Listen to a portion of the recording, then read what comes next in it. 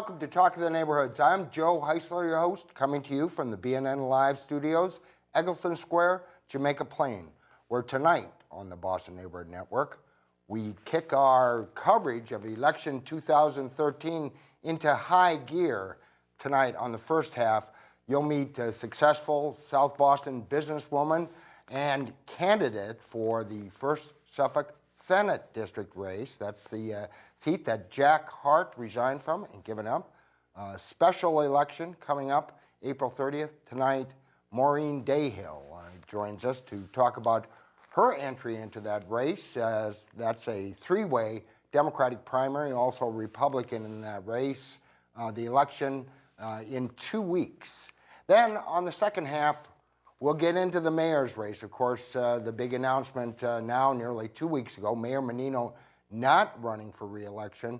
Tonight, joining us, the only major candidate to get into that race before the mayor's announcement. We're talking, of course, about at-large city councilor John Connolly, and we'll find out what his strategy is now that the mayor is out of the race. All that and more tonight on Talk of the Neighborhoods. I'm Joe Heisler, your host. Tonight, a two-part show, but all politics as usual. First up tonight, we pick up on a race we started following a few weeks back, even weeks before that, with the surprise announcement by Senator Jack Hart that he was giving up his Senate district seat. That's the 1st Suffolk district. It runs all the way from South Boston to Mattapan, Hyde Park, including nearly all of Dorchester.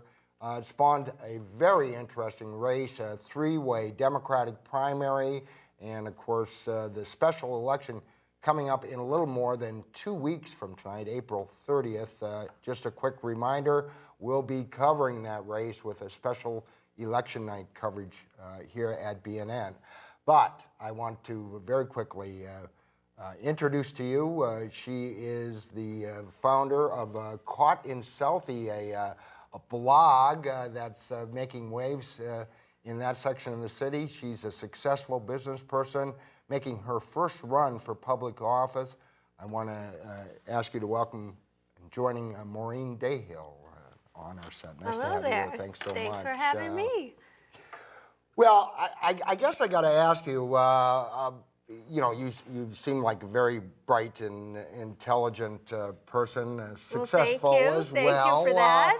What prompted you to decide to try your hand at politics? I know your family goes way back. Way back. I'm 4th generation South Bostonian, so my family, there's been a Dayhill in South Boston for over 100 years, so very proud of that. Well, yet, you know, this is, well, I don't know if I'd call it deep water, but, it's you know, deep water. Yeah. Sure, you can go ahead You know, and say you're running deep water. against two incumbent state reps for this seat, and you know, in a Democratic primary, in a special election. Special election. What lit a fire under you? I think it's time to shake things up on Beacon Hill. It's time for some new blood, a new fresh perspective, and I just feel like I have valuable life experience that will add something new to the table as a state senator. So it's time to shake things up. I think that Linda is doing a great job. Linda Forey. Linda Forey, yep, is doing a great job representing her district, and I think that Rep. Collins is doing a good job representing his district. It's a much larger and diverse district, the 1st Suffolk district. Like you said, it goes from South Boston, all of Dorchester, Mattapan, Hyde Park. So it's about who can kind of bridge all of those different neighborhoods together. I'd love for the opportunity to work very closely with Nick and Linda. You know, instead of just kind of shuffling the deck of, you know, the old players, I think it's time to add somebody new to the mix, and I think that person is me. What would you do different? Well, you know what, I think just from my real life experience, you know, building 2 small businesses from the ground up, I understand how, you know, to create jobs, balance a budget. I know the conversations that need to be had to have a successful business. Not only that, but I'm a mother of 3 children. Mm-hmm. I've been actively involved in my community for over 15 years. The thing is, I've been doing a lot of sort of public service work for a long time, all while working a full-time job and raising a family. So I come from a long line of public servants. My dad's a retired state trooper. My brother is a sergeant on the Boston Police Department. My sister is a Boston public school teacher, and I'm married to a Boston firefighter. So I understand the sacrifices you make to be a public servant. So I've decided this is an important role. It's an important job, and I've given up my full-time career to jump into it because I feel like I can make a difference. Well, you know, this has always been seen as, rightly or wrongly, of course, the district, more of it is in Dorchester than Southie anymore. And as you said, it spreads all across the city. But it's kind of always been seen as the Southie seat. Absolutely. It's always been historically a South Boston seat held by a South Boston male. Never in the history of South Boston has there ever been a state rep or a state senator that has been a woman. So I feel like it's about time that a woman represents this district. Ready to break some new ground here. Absolutely, absolutely. How do you approach it different? Let's talk a little bit about your campaign as well. Right. How do you see, what's your path to victory, so to speak? How do you break through? What we've been doing is, the typical, just same thing as the other candidates are doing, the grassroots, knocking on doors. I have a strong social media presence. My background, like you said, I am the editor and founder of Cotton Southie, so I'm pretty tech savvy as far as informing the masses. Meeting people at bus stops, at tea stops, coffee shops, meet and greets. The one thing I'm hearing all across the district is that people are really excited to see a fresh face on the scene. I think for them, politics are kind of stale. They agree that things need to be shaken up. So it's just going out there, being a good listener, meeting people and hearing their ideas, their concerns, their issues that they have. In particular, being married to a firefighter, blue-collar worker, raising a family in the city, I understand the challenges that parents face every day raising a family in the city and the struggles that you face, from everything from education, finding quality education in every neighborhood, to things as silly as it sounds, parking. Parking in South Boston is a huge issue. So these are struggles that I face as well. So I feel like a lot of times people can relate to me and who I am and who I represent. Well, interesting what you were saying, how you received, and anytime you're a candidate, you're basically asking people to judge you. Sometimes, though, for instance, in a neighborhood like Southie, which is so political and politically savvy, but that could be a little harsh at times. How have you been received? The first daughter of Southie, potentially, that would be representing them. How have you been received by the townies? The townies. I think for the most part, I've been received very positively. In general, all throughout South Boston. I guess for old school Southie who they have a perception of how things should be. I get a lot, you're jumping into this, you're jumping over the state rep seat, why don't you just wait? For me, it's not about... Get in line. Yeah, get in line, this isn't your turn, step aside, all that stuff. But if I am, if things are negative towards me, that just gets me more fired up and makes me realize that we need new leadership. It's time for a new change. I just feel as though it's not really about South Boston, it's not really about Dorchester, and I know that sometimes this is sort of what this race is turning into. It's about who can best represent this entire district. It's, again, a very diverse as you say, large district. Yeah, and of course, and not to, focus exclusively on Southie, but I found very interesting, you were willing to kind of, I don't know if I'd say buck the system, not just by running, but by openly saying that gays, lesbians, Right. transgendered should be able to march in the parade. Right. That's been kind of an article of faith that talk about get in line is Yeah. not to say that. If you were from Absolutely. Southie, did you take some heat for that? I am still taking heat for that. I am definitely, but I stand by my convictions. I think it's an important conversation. I wasn't demanding that, gays and lesbians be allowed to march. I was just saying, can't we have a conversation about it?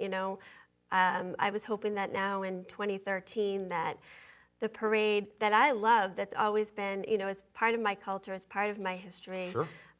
It's synonymous with South Boston. Why can't it reflect the inclusive, wonderful community that I live in, which is South Boston? And it is very inclusive now.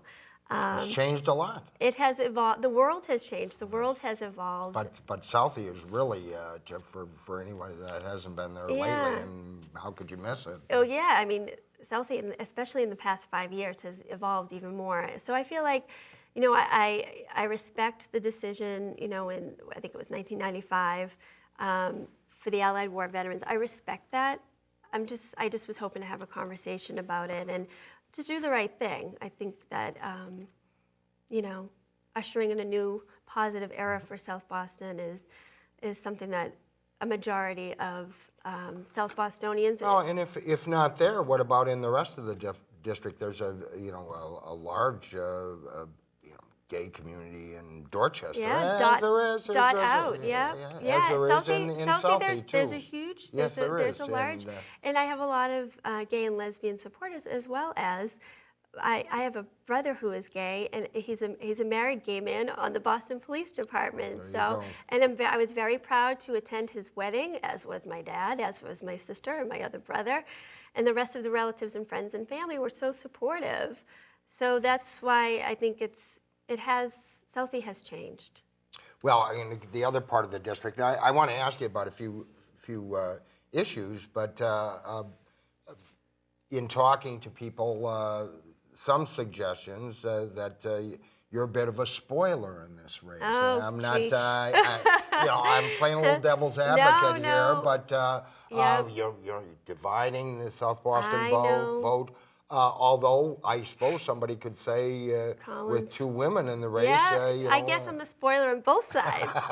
Why is it me? No, only kidding. I guess I'm being good point. Yeah, that's my.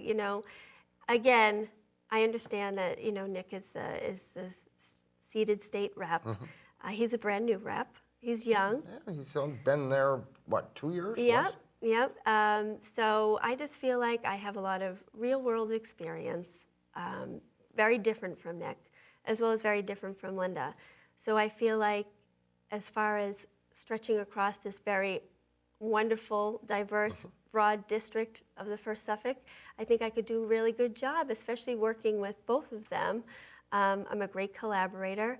I'm definitely not a spoiler. I did not leave a full-time job and upturn my family just to enter into this lightly. It was a decision I had with friends and family. Not only that, but leaders in the communities across the district, and I was received very positively, and I was encouraged.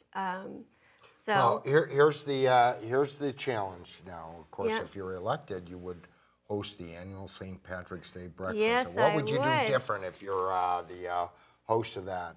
I don't know. I mean, that's definitely big shoes to fill. I mean, it's a historical breakfast, and you hear critics say that it's run its course. I do have to say I loved Deval Patrick's video that he submitted. I thought that was refreshing and new. So I don't know. I would definitely look at it differently. I know traditionally it's set up almost roast style. One of the thoughts I had would be all women would be sitting up there. Well, there you go.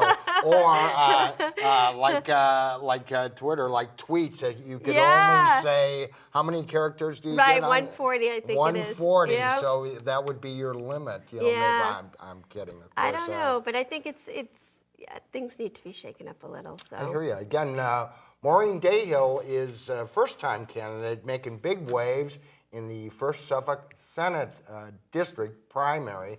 That's coming up in a little more than 2 weeks, April 30th, to be exact, three-way Democratic primary. on the same day as the special election for the U.S. Senate primary. And is that having an impact on the race? The fact that you talk about son of South Boston, Right, Stephen Lynch. Will that have an impact on this race in your mind? I think it will. I think if anything, I'm hoping that it will get more people to the polls. It is a special election. It's hard to get people to vote. Right. From what I hear, voters have voter fatigue from the presidential election and Elizabeth Warren, Scott Brown race. Yeah. So it's just to get people energized and out to the polls and to vote. So I don't know. We'll see. I'm hoping that because of the U.S. Senate, it will, especially in Southie and Dorchester, which Steve Lynch has a strong following, being a son of South Boston, that it will generate more people to the poll. But I think they're thinking it's going to be a somewhat low voter turnout. Linda Forey was here, and she said that actually she's endorsed Markey. Have you endorsed anyone in that race? I have not endorsed anybody, and nobody has endorsed me yet. I'm the political outsider, so I'll claim the fifth on that one. Now, you're elected. You're the senator from the 1st Suffolk District. You get up there, first vote. You got to vote on Deval Patrick's tax package, or the successor to it. Of course, the House and Senate leaders have unveiled at least a proposal. I think tax Wednesday. increases. Yeah, tax increases. You ready to swallow and kind of definitely? Take that I'm on? ready to dive right in. I think that Governor Patrick's proposal it's very ambitious. It's something I think there's a lot of positive things to it, and then there's a lot of things that need to be debated and really worked out. I mean, it's obvious we need a new transportation system and something that's a little bit more modern and more efficient. I'm a believer of, reform before revenue. So, see where we can fix things before we just start throwing money at it. I'm for, raising taxes if it has the services to back it up. Things like transportation is a huge issue. It's something that affects, I know, the 1st Suffolk District daily. I know in my neighborhood of South Boston, there are people 50 deep at every bus stop waiting for this one particular bus to come, and it's like, there's got to be a better way than this. As well as, taking a part of the budget and making, the 1st Suffolk District is especially more walkable and more bikeable, offering alternative modes of transportation in hopes that maybe getting another car off the road and freeing up another parking spot. Wow. I know. That alone should get you some votes. I know, especially in South Boston. It's just, it's crazy. I saw that you came out, or at least in a press release, proposed earmarking a portion of the 3% transportation budget. 3%. Do you think that'll make a significant dent? I think it would make a huge dent. It's probably more than needed, but at least it's been earmarked for, something that's a necessity.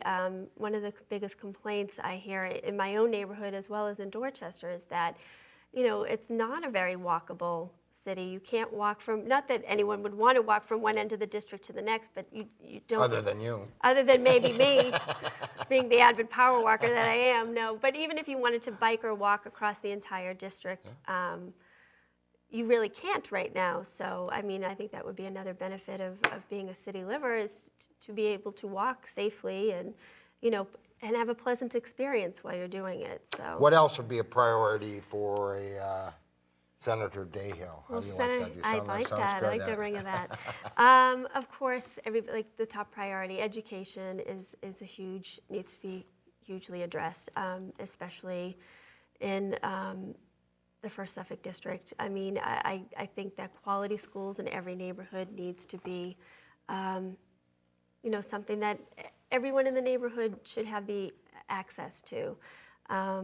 So just as far as getting schools up to level, two excelling schools. My sister actually teaches at one of them, the Murphy School in Dorchester, and my sister-in-law teaches at the Henderson School, and those are excelling schools that, people really want to get into, but they can't. The wait list is so long. So did you support the changing of the school assignment system? I mean, I love the idea that, that you can walk to neighborhood schools, but I just feel like, again, the level of quality needs to be risen so that every walkable school is high quality. Right. Not just, of course, talk about certain areas have more or less quality schools. Yeah. Now, how old are your children? Any of them in school yet? They're all 3 are in school. My daughter has the good fortune of going to Boston Latin School, which she's a junior there. Okay. So she's doing really well there, and she's excelling. My 2 boys, Peter is 10, he's a 4th grader, and Henry is 8, he's a 2nd grader. They're at a private Catholic school, St. Peter Academy in South Boston. As you look forward now to the remainder of the campaign, how do you break through, outsider or no? How do you make that leap and surprise the pundits? Because, of course, a lot of people want to think that, somebody that's already in office has an advantage here. Right. Do they, and how do you break through that? Well, I think for me is if people are happy with how things are, if people can look around their community and they're happy with, how things are for them and feel like their quality of life is good the way it is, maybe they should vote for somebody who's already in office. If they feel like they want their quality of life to improve, I think they should take a chance with me. Again, I'm going to offer a very fresh perspective. I'm intelligent, I'm a hard worker, I'm innovative. Again, like I said, I love to think outside the box, and I think that's exactly what Beacon Hill needs. As far as convincing people, I'm finding that when I meet voters one-on-one, they're very receptive to me, and they seem excited about my candidacy. So, Just a question of getting all those people to vote. Tell me before, we've got just a minute left, tell me about Caught in Southie, and what was the inspiration for that? Well, it's an online publication that it's my love story to South Boston. There you go. But anyway, it started off as kind of something tongue-in-cheek because I've had a lot of friends and family that have moved outside of South Boston for different reasons, whether it's the school system or they're tired of parking or they get more bang for their buck in the suburbs. But yet they were always back in South Boston, whether it was Castle Island or, youth soccer. Yep. So I used to say I'm going to start something where these people would be caught in Southie. But then it kind of morphed into more of an online magazine, and and it appeals to both, newer Southie residents and lifelong residents. So it's nice. And even those that aren't living there anymore. Yes. I get a lot. Out. Yeah, we get a lot of people from all over the world actually that were born and bred in South Boston that love to reconnect with their hometown. And how can people that how can they get Caught in Southie, first of all, then how can they reach Dale for Senate? Yes, so Caught in Southie, it's an online website, so you just go to www.cottinsouthie.com. You can just go right on there and read anything that you want. If you want to subscribe to our email, you can. If you want to find out more about my campaign, you can go to maureendahill.com. Now, I've got just one, about a minute left. I've got to ask you, because I know Linda Forey's family is in the newspaper business. Yes, they are, the Dorchester Reporter. And they actually hired an ombudsman to make sure the coverage was fair and equal. How do you handle that with Caught in Southie, or are you on leave from there? Well, I'm still acting as the editor, and I do 99% of the writing. But I'm really trying to stay out of the whole political angle of it. It's kind of odd reporting on yourself. Right. So it's not a vehicle for... No. It's definitely not a vehicle for my my political candidacy. I did do a quick blog when I announced I was running, but I'm just trying to stay neutral. For that reason, I don't want to be accused of using it, and that's not fair to the Caught in Southie readers. Like they rely on Caught in Southie as a news and entertainment source, and I don't want to undermine their yeah. So no, always yeah. a question. Well, listen, I want to wish you the best of luck. Thank you. I appreciate it. Anybody that runs for public office gets my respect because it's not an easy thing to do. It is not. It's very challenging. And but there are a lot of rewards, and so I give you a lot of credit. And I want to wish you the best of luck. Thank you. I appreciate it. April 30th. Where are you at on the ballot? I don't know where I am. I don't know where I fall in line. One of three. One of three Democrats. That's Maureen right. Dayhill, one of three Democrats on the special primary election ballot, April 30th. If you live in South Boston, Dorchester, Mattapan, even a piece of Hyde Park in there, you'll see her name, and appreciate you coming in tonight. Yeah, thank you. Thanks for having me. I really appreciate it. Yeah, thanks. We'll shift gears only slightly. Of course, much speculation, and indeed, over the past now 10 days, many more candidates running into the mayor's race. Joining us when we come back, the first candidate, the first major candidate to jump into the mayor's race, John Connolly, at-large city councilor, joins us. Talk to the Neighborhoods. I'm Joe Heisler, your host. Tonight, two-part show, but as usual, all politics. Earlier you met Maureen Dayhill, candidate in the 1st Suffolk Senate primary. That's coming up in 2 weeks. And very quickly in a program note, we'll be providing live coverage of the results of that race and the U.S. Senate race that night starting at 8:30, I believe. So as usual, stay tuned to Talk to the Neighborhoods. But now we get to the main bout, and it was a little more than a month ago that my guest tonight announced he was a candidate for mayor, shocking many in the political establishment in that he was willing to challenge Mayor Menino. Well, that was only half of the shock to come, as we now know, a little more than a week and a half ago, Mayor Menino announced that he would not be a candidate for re-election. That has set off a real scramble, and indeed, over the past week, now have more than a half dozen candidates in the race. Joining me tonight, the guy that set that in motion, I think, at least he was the first major candidate willing to announce his entry into this race. He's an at-large Boston City Councilor. You know him, John Connolly joins us. John? Hey, Joe. Nice to have you here. Thanks for having me on.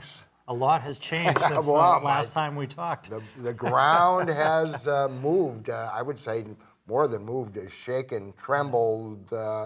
Did you have any inkling that you must have? Did you know that he wasn't going to run? How'd you get out front that's so the quick? first question everyone asks me. And no, I have to tell you, I thought probably deep down he was going to run again. And I was prepared for that race. And, you know, one thing we know about the mayor, he's a living legend. He's done an amazing job. And one of the reasons he's been so successful, he holds his cards close to the vest and doesn't let you know what he's thinking until he wants you to know. I think I was probably the last to find out. But when we... Were you as shocked as everyone else? I was floored. But we had drawn up a campaign plan, assuming we would run against him, but ready if he made that decision. And the message remains the same, although I think obviously this will become the Wild West. I'm sure we'll have somewhere close to 10 candidates in the race, and the tactics may change, but the message is the same. Well, of course, you know, Mayor Menino, you know, much is made of what happens to his vaunted campaign organization. Will you inherit any part of that? I'm probably the least likely as my guest to inherit that. You dared to openly challenge him. Look, you know what? I think there's, you know, I think that the individuals in the administration will make up their minds individually, and I have a lot of good relationships with folks in that administration. But the bottom line for me is my message around transforming our schools, giving every resident a safe and healthy neighborhood, keeping Boston competitive, and delivering a city hall that's completely transparent. I think that's going to resonate with voters across the city, and that's the most important piece. I don't think it's about a political machine. It's about a candidate getting a message and a vision for Boston's future out there.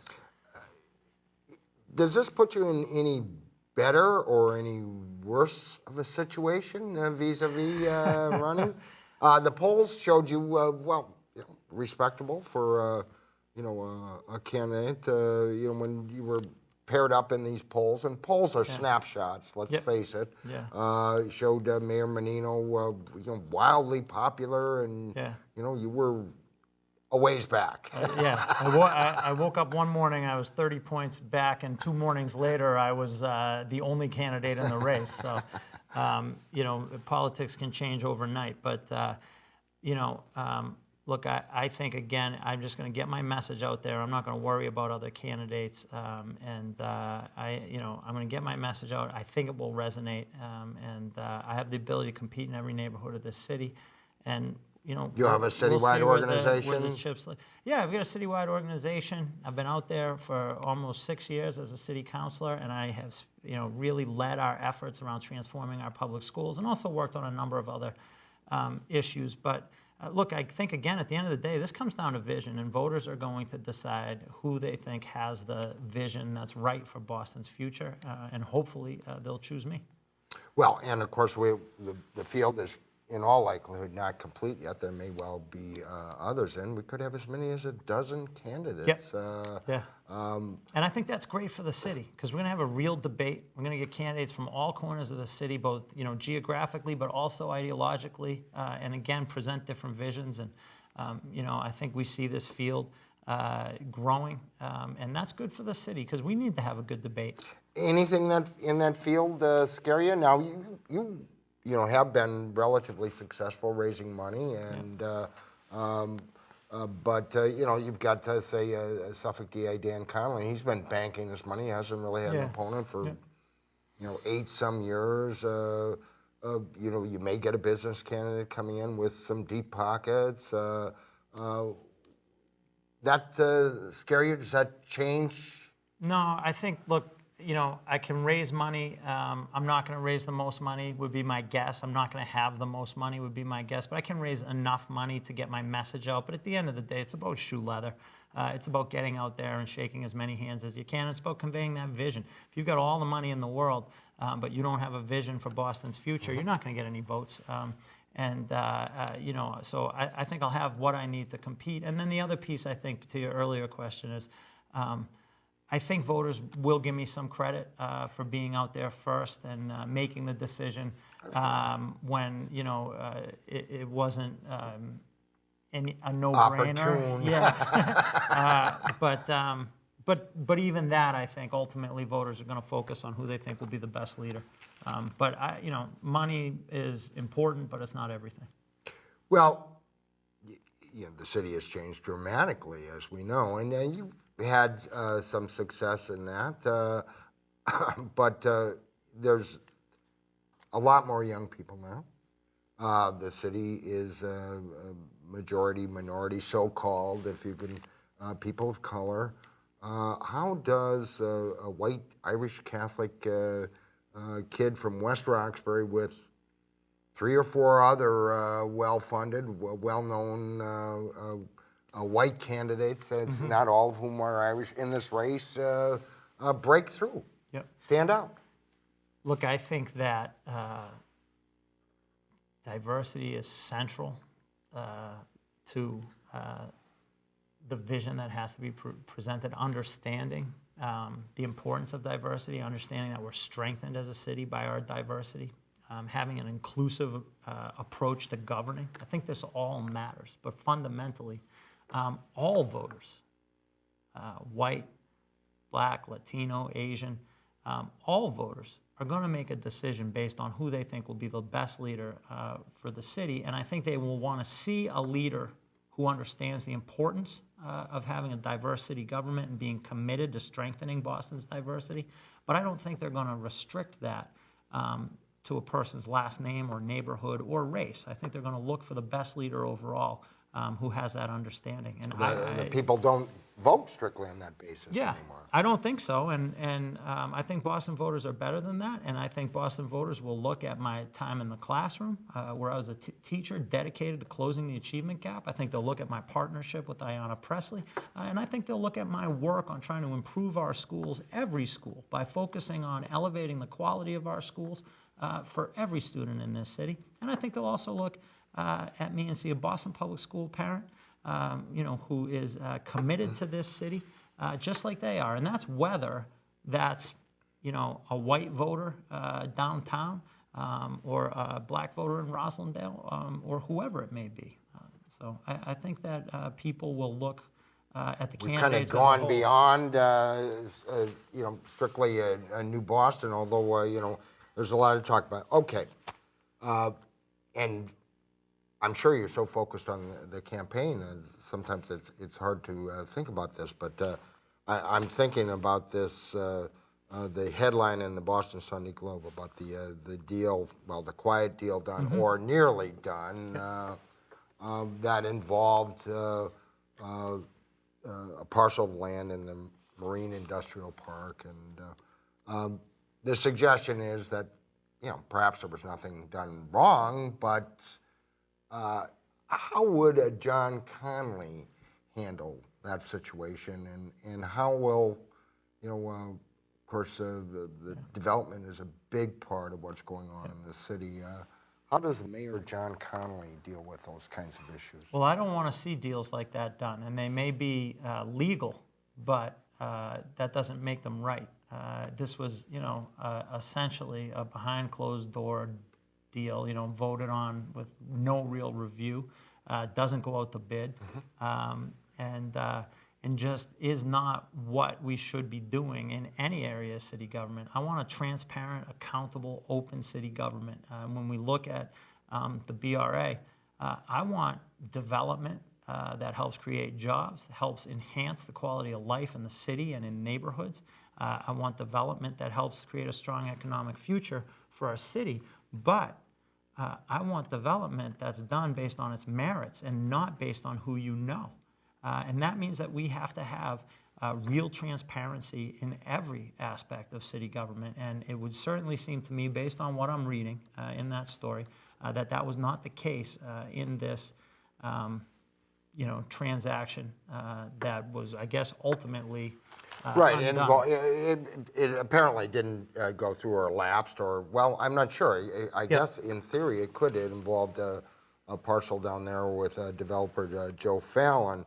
But it raises a question, and actually 4 years ago in the mayor's race, one of the candidates raised it repeatedly about the BRA, and that it was this all-powerful institution, perhaps no longer necessary. Certainly talking about splitting off the planning and the development piece of it, but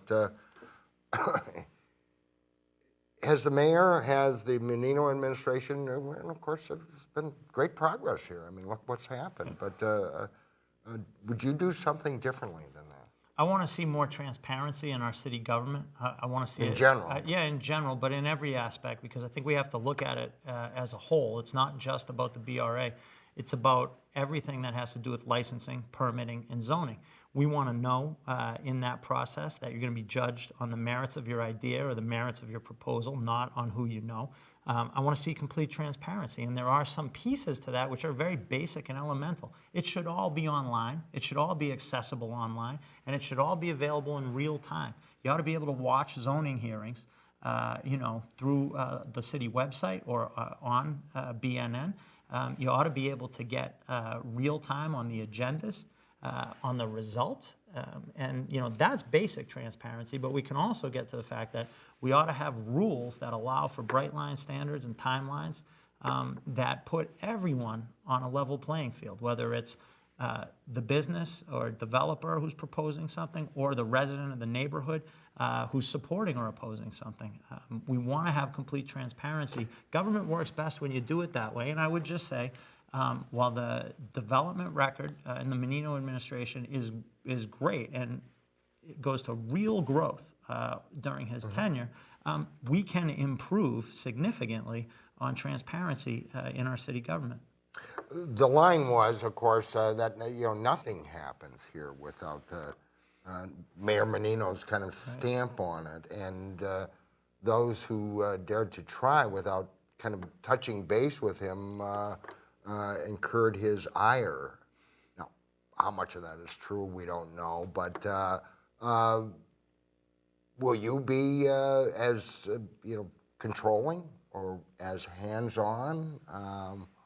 What's your what will the Connolly imprint on that be? And I'm sorry to focus on that, but it raises an interesting point. Yeah. I want to have a collaborative style of governing and leading. And while I like to be very clear on where I stand, and I pride myself on not being afraid to tackle issues and take on real challenges, I generally have an approach that's focused on being inclusive, getting everybody to the table, hearing differences. That makes us better. It makes us explore everything. And I'll talk about safe and healthy neighborhoods for a second. When I envision public safety or public health in our neighborhoods, well, this is what I think. We've got to get everybody at the table.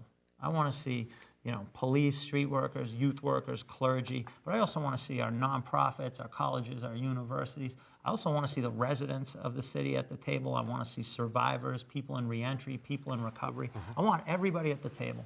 Are we missing some part of that now? Yeah, I think sometimes we are. I think sometimes we have a tendency to exclude if people disagree, and I want to see everybody at the table, whatever they think, and we're going to hammer out a real comprehensive plan for safe and healthy neighborhoods aimed at ending violence, ending addiction, and ending health disparities. And we're going to combine and link together our public safety resources, public and private, with our public health resources, public and private, with our housing resources, public and private, to execute this comprehensive strategy. But that involves collaborative leadership, where everybody comes to the table and nobody's penalized for disagreeing. And that's the style of leadership I want to bring to City Hall. Well, implied in, I guess it depends upon who you are if you read into it, but anyone that talks about doing things differently, as you are, would imply, unhappiness or criticism of what is. Is there a risk, and I guess, that's not an issue for you because you announced you were going to run anyway, but alienating some part of the electorate by being so honest about, critiques is, maybe not the right word, but, taking on some of these things. I'm always capable of alienating some part of the electorate, I often probably ought to keep my mouth shut. Teachers unions. There's a whole variety of folks I'm capable of, but it's not really where I come at the end of the day. Use the teachers union as the example. If I'm mayor, I got to work with the teachers union, and that's why I like to always have a dialogue with the leadership over there and make sure we're talking. And there are issues and pieces we agree on there, so I want to have that collaborative style of government. But look, I said when I started running, and I would maintain today, Mayor Menino's a living legend. He's done an amazing job over 20 years. He's left an amazing imprint. There's no doubt the city's in a better place today than it was 20 years ago. So that's to Tom Menino's credit. But nobody's perfect, and we need new energy and new ideas, and there's more we can do. And the fact is, we're always a better city when we have a critical debate and when everybody can get their ideas on the table. And again, that goes to the type of mayor I want to be. I think we're better when we have a real debate. And it shouldn't be something we have once every 4 years or once every 20 years. We should have it every day. It's a nice thought. Anybody in this race scare you? No, in the sense that I just focus on my own candidacy. I think we've got a lot of great candidates in this field. I respect them all. You just got to finish in the top two, of course, under the... Get in that final and, and present the vision. But I think at the end of this... You see a path to that? I do, yeah, I do. I think I can compete in every neighborhood of this city, but I don't think it's so much about precincts and numbers as it is about the fact that if you've spent your time on the council working to transform our public schools and you want to run on the cornerstone of transforming our schools, I think there's a generation of people in this city who are going to respond to that strongly, and I think that there are people in every neighborhood, in every walk of life, in every age group, in every demographic you can imagine, who care about making sure that we are giving our kids a top flight education. Make you a little uncomfortable running against some of your colleagues? You know what? It's definitely a little awkward at times, but we all have a healthy respect for each other. Not a problem. All right, I've got just a couple minutes. I've got to ask you about this story because I found this fascinating. It was in the Globe in actually the Metro section about the suburbs, and if this is no surprise to anybody that's that lives here, poaching families, drawing them to the suburbs with promises of quality schools and safety, blah blah. They make a compelling case because it's the reality. Yeah. We hemorrhage families every year. I don't think the change to this, our school lottery, is going to have much difference. I've forged a coalition of elected officials, a diverse coalition of elected officials, and put an alternative plan on the table. If we had followed that plan, we could make sure no realtor in Westwood could take advantage of families in Boston. Right. And if you're elected, you'll make those changes? If I'm elected, I'm going to spend every day working to transform our Boston Public Schools and make sure that we can close that achievement gap and that middle-class families will come back into this system, middle-class families from all walks of life in unprecedented numbers, and people look at Boston and they'll say they did it. They became the urban public school system that got it right. Well, if you can do that, you will have certainly accomplished something. Again, John Connolly, currently an at-large Boston City Councilor, hoping to become mayor of the city of Boston. Of course, in the weeks and months ahead, we'll be providing coverage throughout of all the candidates, and hoping even to perhaps have some debates here. I hope It'd be great. if we do, you'll I'd like to, as the first candidate in, perhaps I could come on each time you have another candidate. How about that? Well, I don't know about that for now, but we certainly enjoyed having you here, and I appreciate you coming back. John Connolly, thanks so much. It. You're watching Talk of the Neighborhood.